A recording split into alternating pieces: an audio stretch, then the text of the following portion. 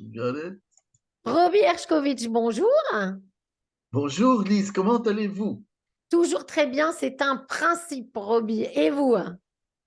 Merci. En tout cas, je profite de l'occasion de souhaiter à tous nos gentils auditeurs et à vous-même, bien sûr, et à nos vaillants techniciens, une bonne année, une bonne santé et surtout de bonnes nouvelles. Merci, Roby. Alors, avec votre espièglerie habituelle, aujourd'hui, vous nous avez prévu un petit mystère, Roby. Oui, oui, parce que en fait, bon, d'un côté, on est en pleine période des cornichons ou des concombres selon le goût, parce que pas mal de gens sont en train de mesurer les pistes de ski et d'autres passent leurs vacances en Israël, c'est évident. Et donc, pas tout le monde est avec nous, mais nous allons quand même gâter les amis qui sont restés à notre écoute et nous allons partager avec eux, un petit peu à la différence de notre habitude, on va partager un patrimoine belge en Terre Sainte, en Israël. Et je parle en l'occurrence de l'épopée de la Société anonyme belge pour l'exploitation de la navigation aérienne. J'ai cité la Sabena, feu la Sabena, qui a quand même été présente en Israël bientôt plus qu'un demi-siècle.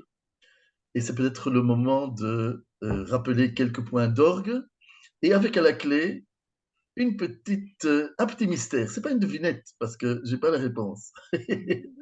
Mais il y a un mystère qu'il faudrait éclaircir, que je n'ai pas réussi à éclaircir et qui quand même est devant nous. Et ça, je vais laisser pour la fin. Donc, 1948, indépendance de l'État d'Israël,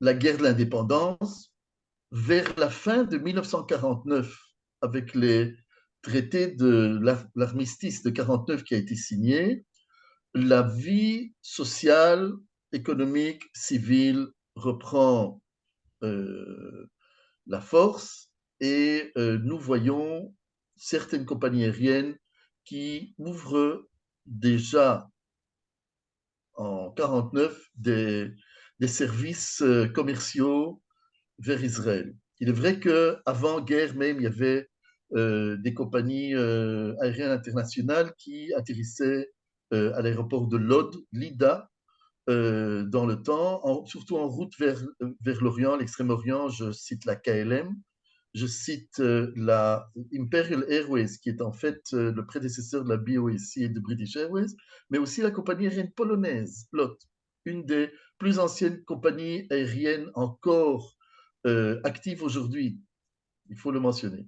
Bon, mais nous sommes en 1949, c'est le lancement, l'inauguration de services commerciaux bi-hebdomadaires au départ dans le temps, c'était au départ de Melsbrook, je crois, c'était pas encore Zaventem, pas encore Bruxelles National, à destination de l'aéroport de Lod, l'aéroport de Lida, à côté de Tel Aviv, qui est en fait le même site de l'aéroport Ben Gurion d'aujourd'hui, mais qui a été rebaptisé aéroport Ben Gurion après le décès de Ben Gurion dans les années 80. Bon, quoi qu'il en soit. Donc, nous pouvons déjà marquer avec quand même une mesure de respect et d'appréciation que dans ces périodes-là d'après-guerre, avec tous les défis que ça représentait aussi en Europe, que le gouvernement belge, qui était dans le temps propriétaire de la Sabena, a lancé un service commercial 2 fois par semaine Avec Tel Aviv. sur Tel Aviv avec escale à Athènes, opéré par différents appareils dans le temps comme DC-4, DC-6, Super Constellation à un moment donné. Donc ça, c'est une chose.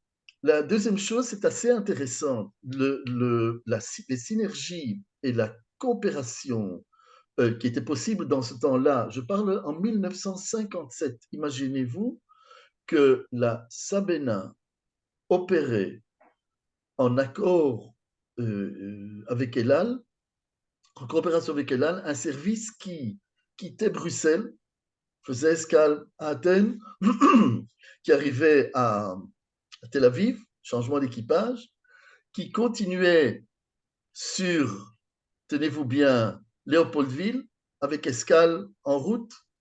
C'est presque le Petit Prince, là. C'est un Euh, périple. Mm. oui, exactement, pour aboutir finalement à Johannesburg. Aujourd'hui, nous appelons un genre de service pareil un code sharing, un partage de code. Mais pour les années 57, c'était quand même assez défiant et j'aurais dit même assez précurseur au niveau de l'aviation commerciale. Nous avançons plus loin avec l'arrivée dans les années 60 des services déjà par Boeing 707, des services donc avec des services modernes. Nous marquons au passage avec quand même un certain regret parce que nous devons aussi commémorer une personne avec ça. Il y a eu en 1972, le 15 mai 72, le détournement du Oui. vol 571 de la Sabena au départ de Bruxelles avec escale à Vienne.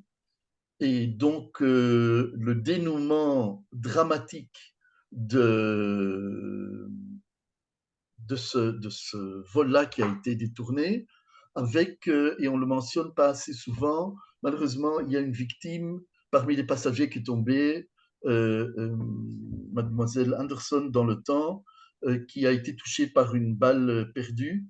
Mais finalement, sauf elle, tous les passagers ont été sauvés par le commando israélien. C'est une chose qu'on entend assez rarement en Belgique. Vous allez poser la question en Belgique, très peu de gens le savent. Je sais même des politiciens euh, qui ont, à qui on a posé la question qui ignoraient du fait qu'il y a eu un événement pareil.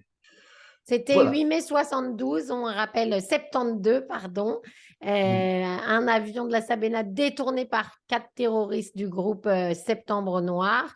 Et Moshe Dayan, qui est le ministre de la Défense de l'époque, qui a préparé en quelques heures une opération commando pour aller sauver les otages.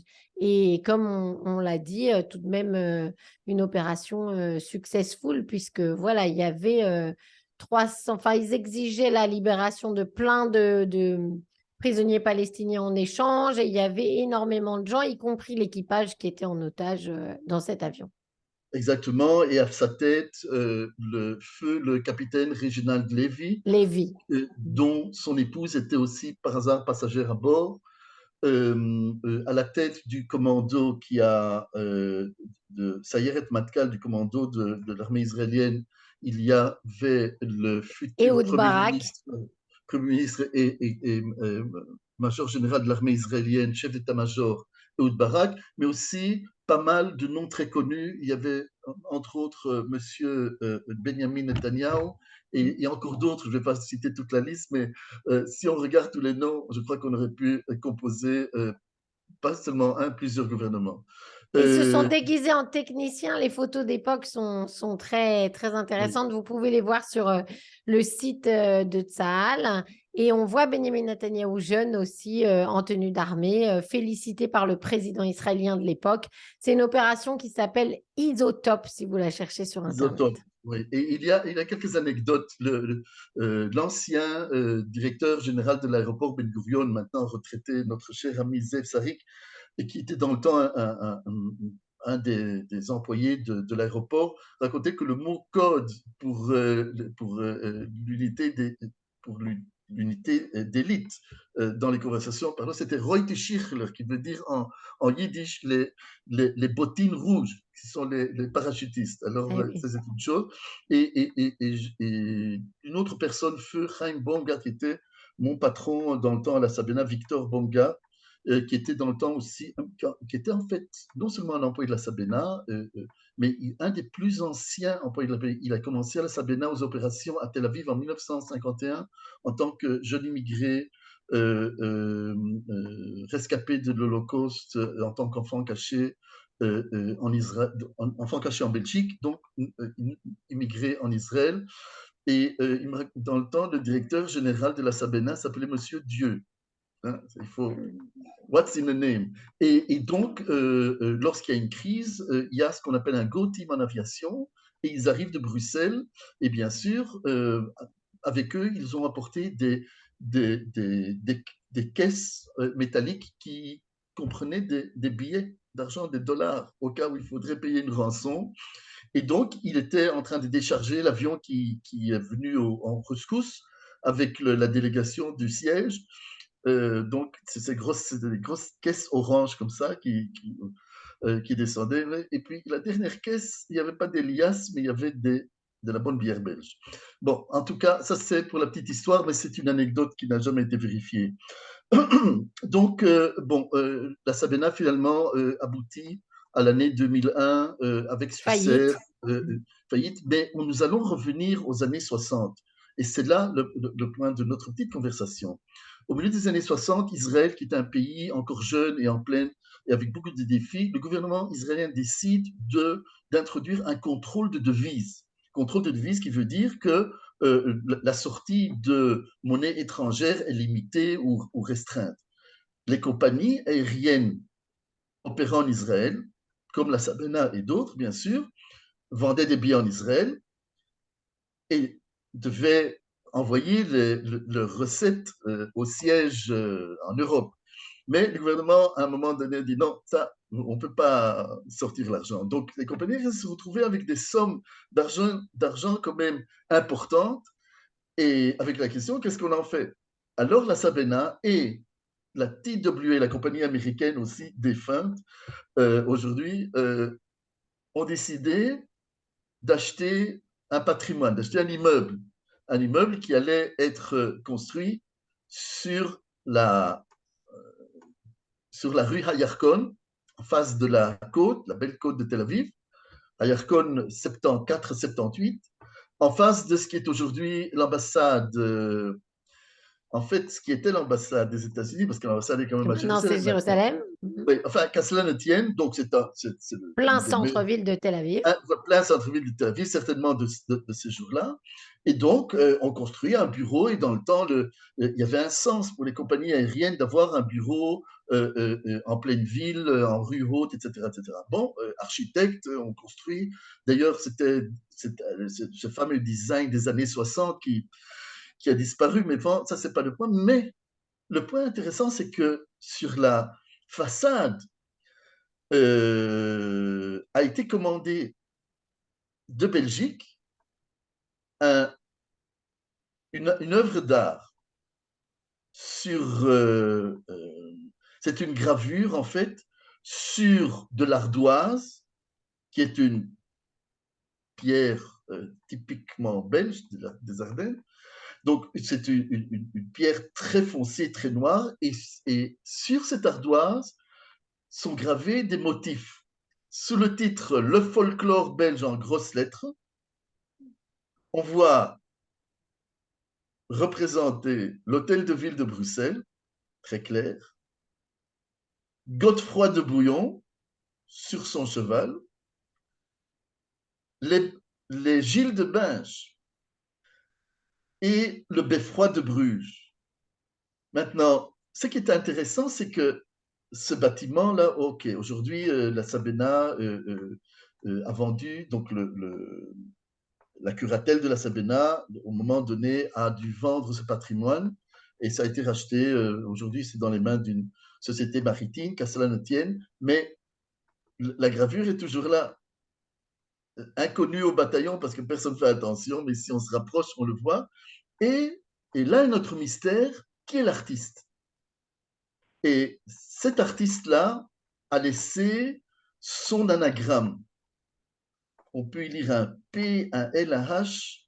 Je dois avouer qu'au courant des années, j'ai essayé de frapper à beaucoup de portes en Belgique, Personne ne sait. abonné absent. Donc, nous allons adresser ce mystère, cette question à À nos nos amis auditeurs. voir si parmi eux, il y a quelqu'un qui pourrait reconnaître la signature de l'artiste en question. Merci beaucoup, Roby Hershkovitch, pour ce voyage dans le temps carte postale de Belgique. À très bientôt et portez-vous bien. Vous aussi, à bientôt.